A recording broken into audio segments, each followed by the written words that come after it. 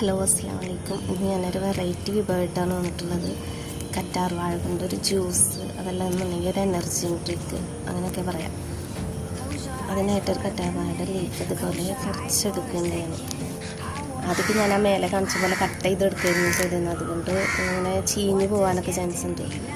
അതൊരു പട്ടി എന്നിരുന്നിട്ട് ഇങ്ങനെ നോക്കും ഞാൻ എന്താണ് ചെയ്യുന്നത്.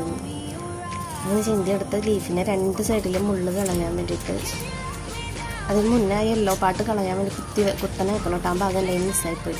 പിന്നെ രണ്ട് ഭാഗത്തും മുഴുവൻ കളഞ്ഞിട്ട് ഇങ്ങനെ ചെറിയ ചെറിയ പീസാക്കിയിട്ട് ഒരു പാത്രത്തേക്ക് ഇടുന്നുണ്ട്.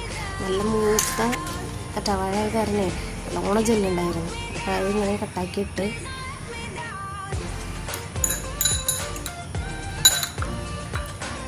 അതിനുശേഷം ഒരു 2 ചെറുനാരങ്ങയുടെ നീരിങ്ങനെ മിക്സിയുടെ ജാറിലേക്ക് ഇട്ടിട്ടുണ്ട്. അതിലേക്ക് ആവശ്യത്തിന് വെള്ളം ഒഴിച്ച് പഞ്ചസാര ഇട്ടിട്ട് മിക്സിയിലടിച്ചെടുക്കുക. കറ്റാവാഴയുടെ ഗുണങ്ങൾ എല്ലാവർക്കും അറിയാമല്ലോ. ആൻറ്റി ഓക്സിഡൻറ്റ്, പിന്നെ ദഹനത്തിന് സഹായിക്കും.